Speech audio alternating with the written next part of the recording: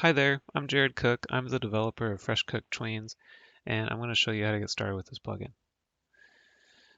So here I'll make this example bobbing cube that's going to bob up and down infinitely. If you've got the plugin installed already, then you'll have a category down here for tweens in the blueprint nodes. So we've got all the generic values here. So we're going to start with tweening of vector 3.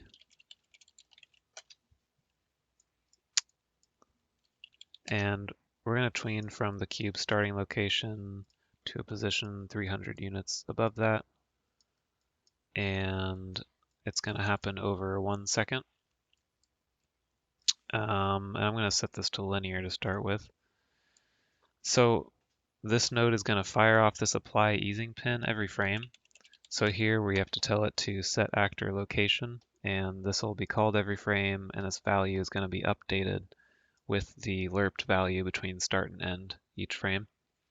So since we set this to linear, this is just the same thing as a vector 3 lerp. It's just called every frame. So to show you what that looks like, I'm going to set the loops here to -1 so that it loops infinitely. And then I'm going to give it a half-second loop delay so that it pauses for a second so we can see what's going on.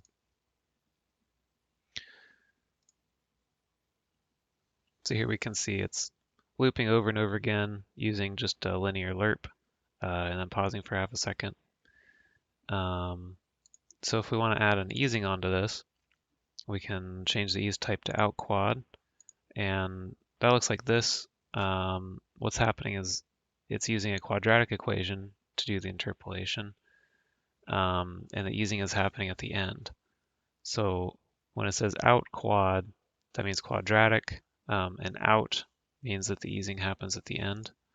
But if you select in quad, that means the easing is going to happen at the beginning. So it starts slow and ends fast. And then if you select in out quad, then the easing is gonna happen at the beginning and the end. So it looks like that. So if we do in out quad and take away the loop delay, what I want is to bob up and down seamlessly. So I'm going to check the yo-yo box, which means that once it gets to the end, it starts interpolating backwards and plays the tween backwards. So then it's going to end up looking like this. So it's like a seamless sort of bob animation. So something new in the Pro version is shortcuts. So instead of doing all that, what we can use is tween actor location add instead. Tween actor location will take an absolute world position, but tween actor location add will take a relative one. So we're going to use this, and it's going to use self by default. We can pass in 300, and so it's going to tween itself 300 up, in out quad, -1 loops, and yo-yo. And then we've already got the same effect. So that's a new feature with the Pro version on Fab. So let's take a look at the other shortcuts we have in here. So we've got shortcuts for actor, location, rotation, scale. You can tell an actor to follow a spline. You can tween component location, rotation, scale, material parameters, and a bunch of widget properties. So let's show how to tween an actor along a spline. So here I've set up an actor with a spline component, and set up the spline path in the scene. So what we need to do is get the spline component to this tween actor spline node. So let's make a variable for the spline actor.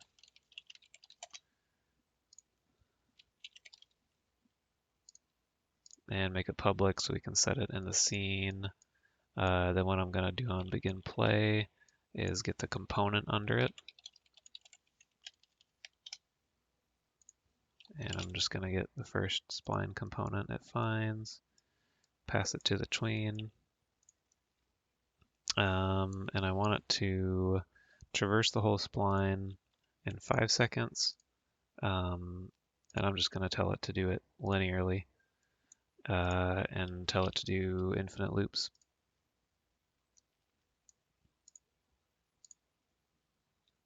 So then in here, I'll need to set that property.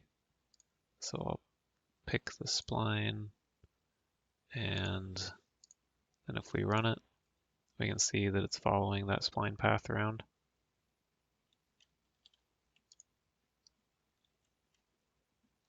So since it's a closed loop spline, it'll just keep going around the path infinitely.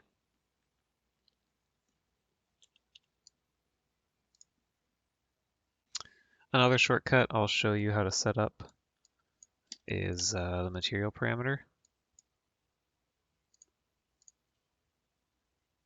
So we can see we can tween material scalars or vectors. So let's tween a scalar.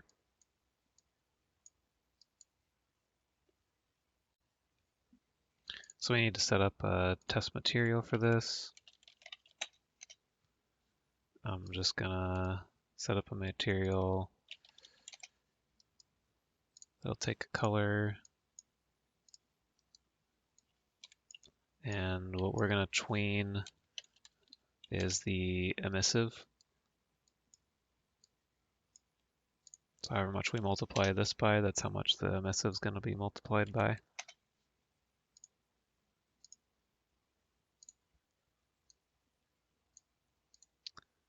So I need to use that material. And I need to create a material instance.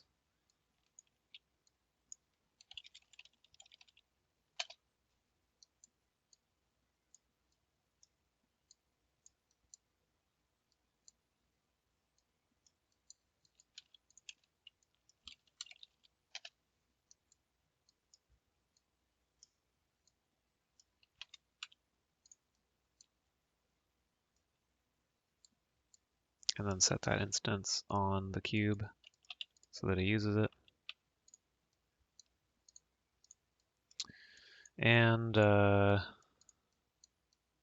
we can take that instance and pass it to our tween and tell it to tween the bloom property. And so we'll tween bloom from 0 to 100. We'll do an in-out quad ease and infinite loops again. And see how this looks. As you can see, it's tweening that bloom value from 0 to 100. And you can do whatever you want with it that you would do with any other tween. So that's how you would set up a dynamic material instance.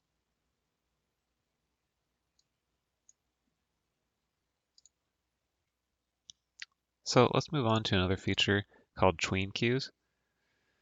If you use the create tween queue node, this lets you queue up multiple tweens in sequence to play one after another. So you have to drag off of this pin to use the queue specific version that adds it to the queue and delays it properly. But let's use it to tween our actor's location and rotation.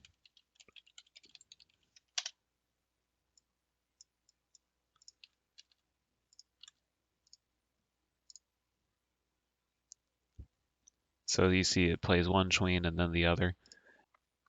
And something nice about this feature is that if you use loops, say we want 2 loops for this tween, the queue is going to respect that and play both loops and then move on. Something else we can do with queues is tell it to loop. So if I tell it to loop twice, then it's going to loop through both these tweens twice. I'm going to tell this location add to yo-yo so that it resets itself to its starting position so it's ready for the next tween queue. So if we do that, you can see it's going to play through both those tweens in sequence twice. Now it looked like it skipped the last rotation, but that's because we used the absolute rotation here. So on the first queue run, it rotated it to 90 degrees, then on the second queue run, it was already at 90 degrees, so it just tweened between 90 and 90, not showing anything being done. So if we wanted it to tween an additional rotation every queue loop, we can use tween actor rotation add and give it 90.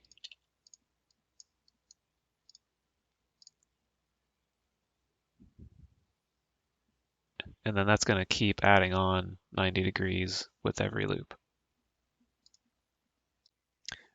We can also control queues at runtime. So if we save this queue variable in our blueprint, we can make some controls for it. So let's make some editor controls.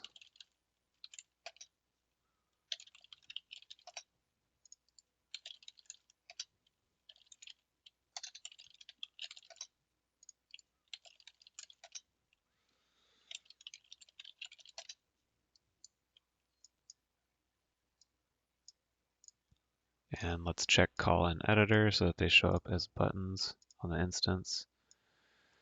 And then we can control this queue here. Can pause it, unpause it, restart.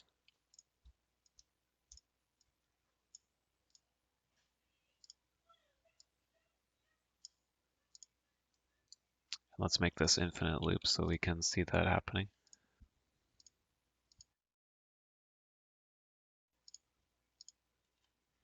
So now we've got these editor controls here. So at runtime, we can pause the queue, unpause it, and we can restart it at any point. Of course, since we're using the add functions, when we restart it, it'll start adding on to whatever position it's currently at. So when you restart it in the middle of its bob, it just starts adding on from the middle there.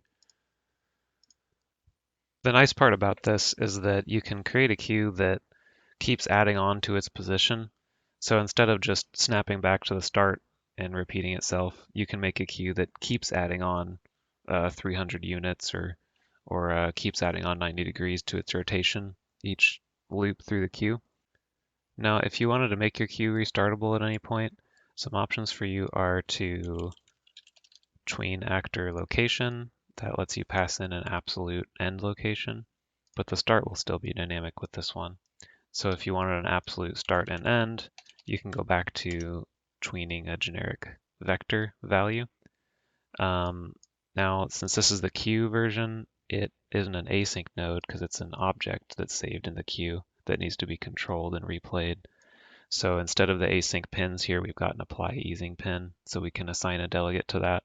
You can create event node, and assign an event to it. Or you could just put a custom event here to do it inline, and then you can set actor location that way. Another way to do this to make your queue repeatable would be to just reset your actor's location every loop. So what you could do is add a callback here, and this callback could reset your actor's location back to the starting location, which you could save at the start.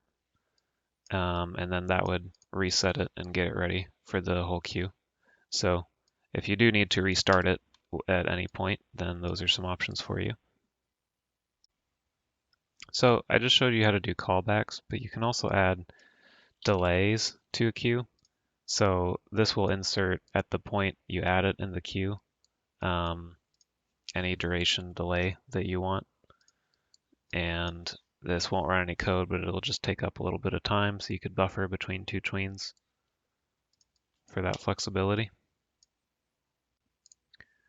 So just to mention a couple other things that are available in Blueprint before we wrap up. There's the ease function, ease and ease with params. So this is just kind of like the lerp node that happens one time. It doesn't get fired off every frame, but if you just want the calculation and that's all you need, then you can use these.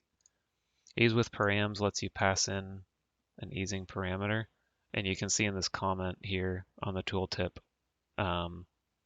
what easing equations that's going to matter for. So there's a couple specific ones that matters for, like elastic, back, stepped, and smooth step all have parameters that you can set here. The last thing is these custom curve functions of the generic values simply let you pass in a curve instead of using an equation. So if you want to define your own curve and animate based on that, that's how to do it. All right, so that's how the blueprints work for Fresh Cooked Tweens. I'd love to know how you're using the plugin, so let me know in the comments on this video or ping me on Twitter. That's always really fun for me to see people getting use out of it. I'd also like to know if there's any new features I could add to the plugin that you would get use out of, so let me know that as well. The link to the Fab page and my Twitter are in the description.